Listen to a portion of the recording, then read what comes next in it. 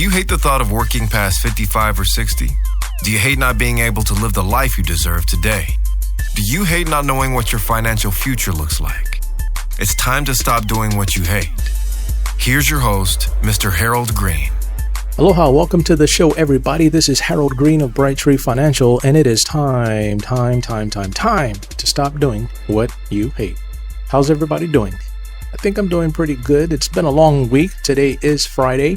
Getting ready for the weekend, although right now here in Hawaii, there's not a whole lot to do. Yesterday, when I was talking to a client, he said that there are some golf courses still open, and I guess they consider that exercise, right? So, technically, according to the rule, you can go out and get yourself some exercise, whether that's running on the sidewalk or jogging, but I think it's confined to the sidewalk only, or riding your bike. But as far as just anything else, a lot of stuff has been banned. So I'm actually going to go check out some golf courses and see if anybody's open, and maybe I can, hit the driving range and maybe even get on the course. Who knows?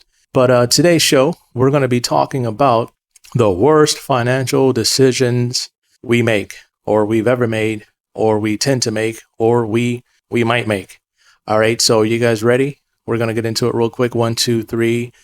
Let's get it. I'm going to start with myself and talk about the worst financial decision or habits that I used to have that I no longer have. I don't know if you guys know a whole lot about my background. I think I may have talked about it before in the past, but I actually started working when I was 5 years old. My grandfather owned a business where he would go out and clear trees, forestry, they call it pulp wooding, where you go and you cut the trees down for the landowner, and then you take those trees to the lumber mill and they pay you, per yard or cord or whatever they called it back then. And so at 5, my job was the axe man. I would go out there, and my job would be to trim the branches away from around the base of the pine trees, so my uncle could come behind me with a chainsaw and then cut down the trees. And so I had to stay probably about a tree length ahead, because when he cut down that tree, he'd cut that tree in my direction and it would fall in my direction. And so he did that so the tractors could come along and hook up to the trees, make it easier to hook up to the trees, and then just kind of pull them all in one direction back towards the truck, where they sawed the logs up into so many feet and then put them on the back of the truck.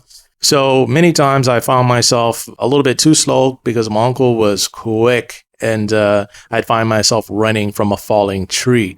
And it was partly exciting and also partly scared, especially when you feel that whoosh of wind coming off that tree. So I had some pretty frightening moments as a kid. But, where I'm going with this is I started work at an early age, and I've been working since 5. And then I got my next job, real job, outside of the family business, working for Wendy's when I was 13 years old in Panama City Beach. And that's where the home of Southern Spring Break is, unless you go down to Daytona. But most of the kids from Alabama and all over came down to Panama City Beach, and they spend a lot of money during the summer.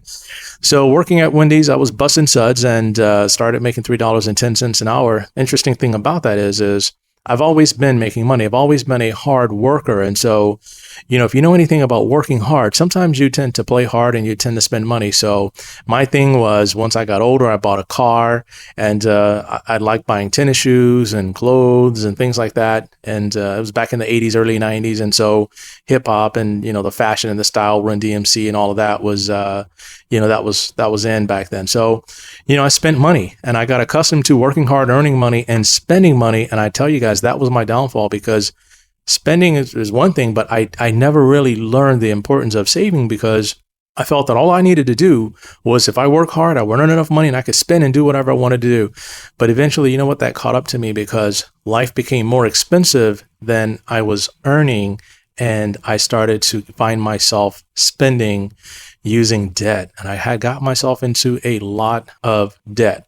So, number 1, the biggest financial mistake people make, from what I've seen and from what I've experienced, is spending too much, spending more than they make. Getting lifestyle under control is very important.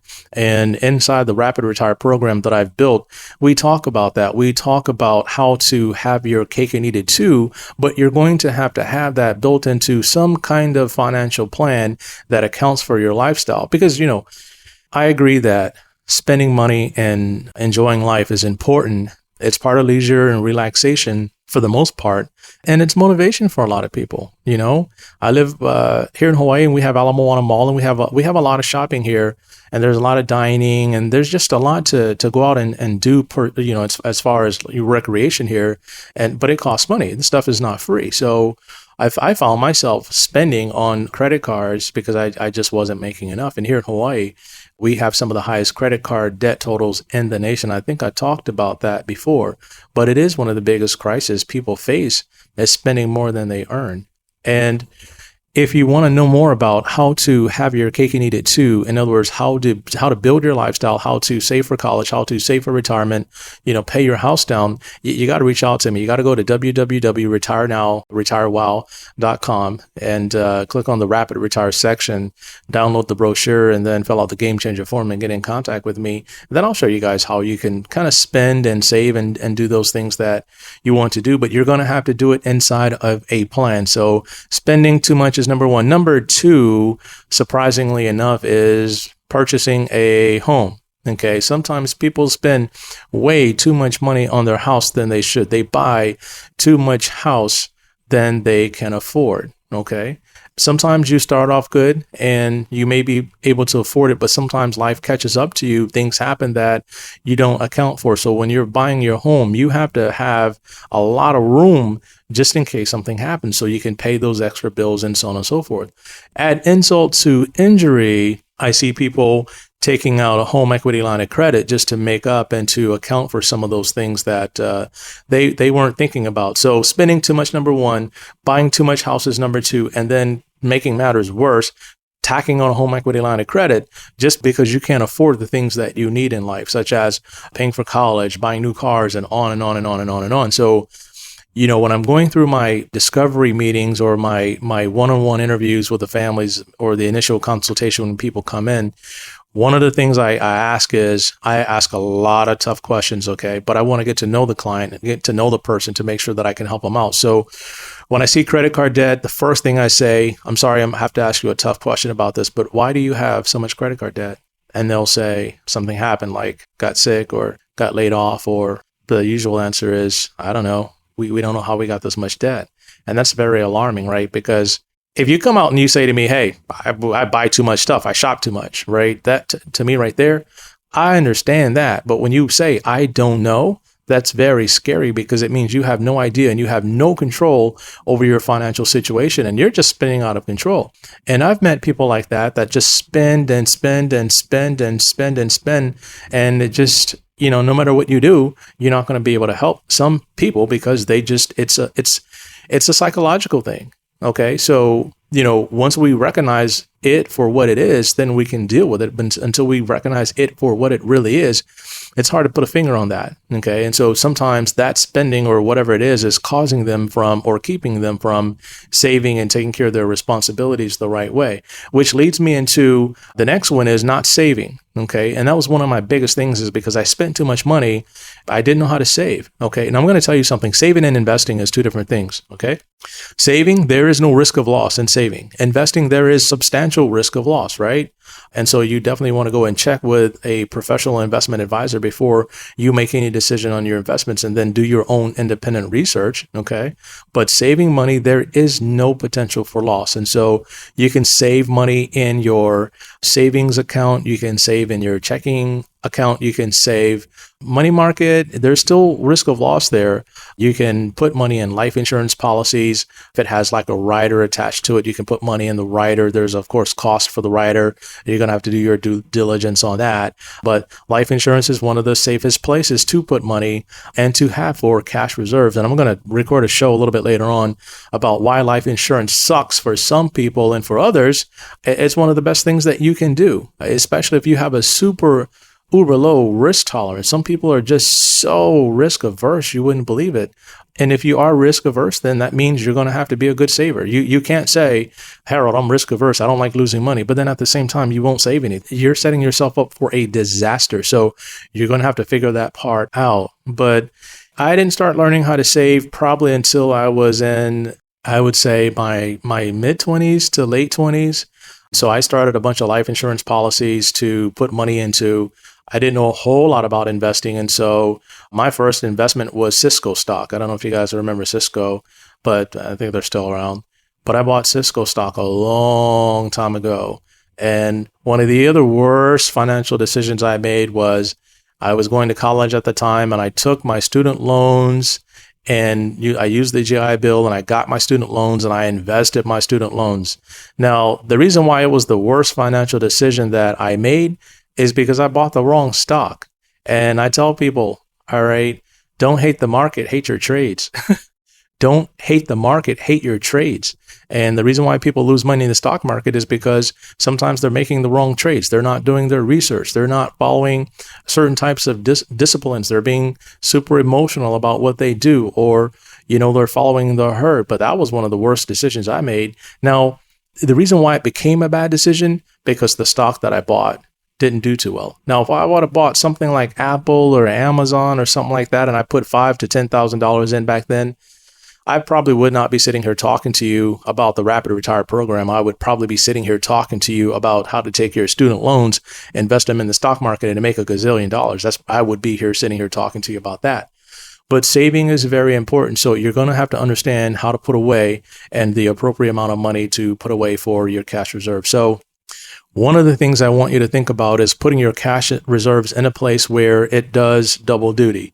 The reason I put my cash in the life insurance policy is because it does double duty. I get the death benefit, I get the dividends on the policy, have access to my cash. It's a very important thing to do.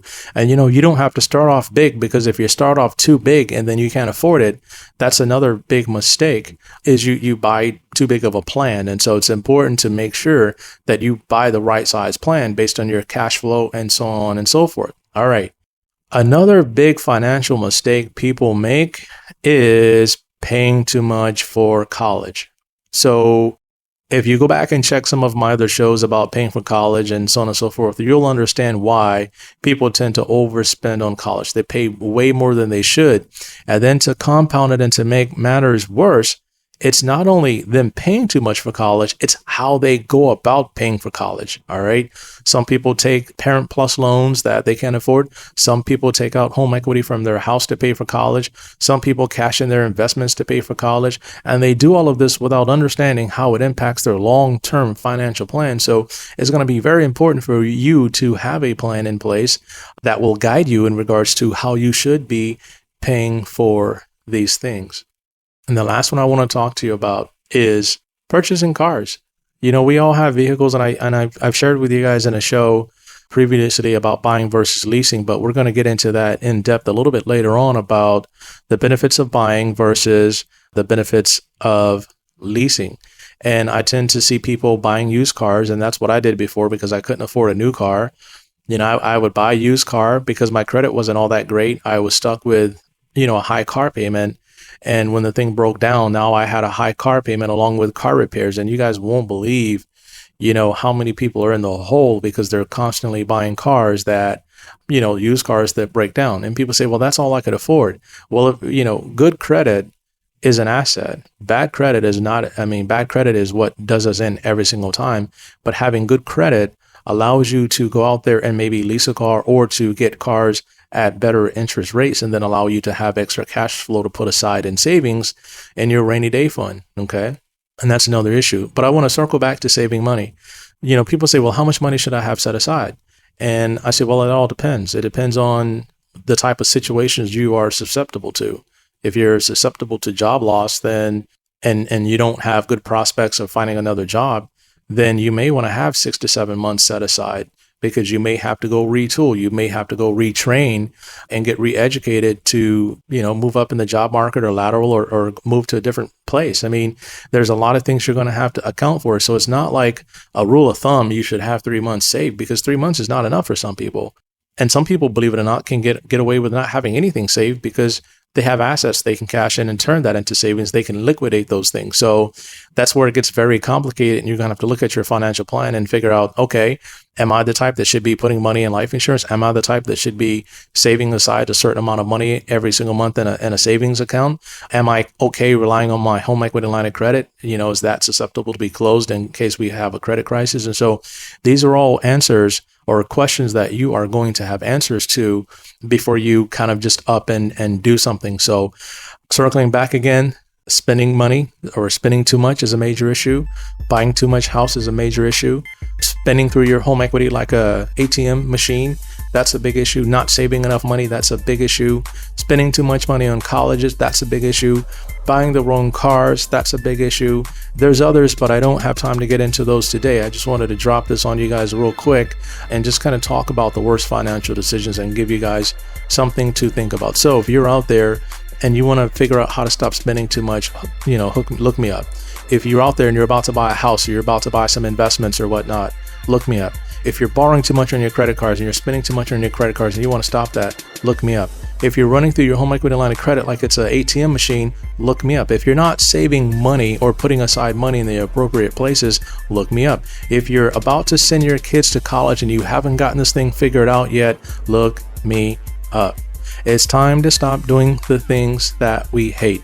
So get in touch with me. I'll help you guys out, put you on the right track. And until next time, you guys stay safe, take care of yourself, and 1, 2, 3, let's get it. This is thepodcastfactory.com.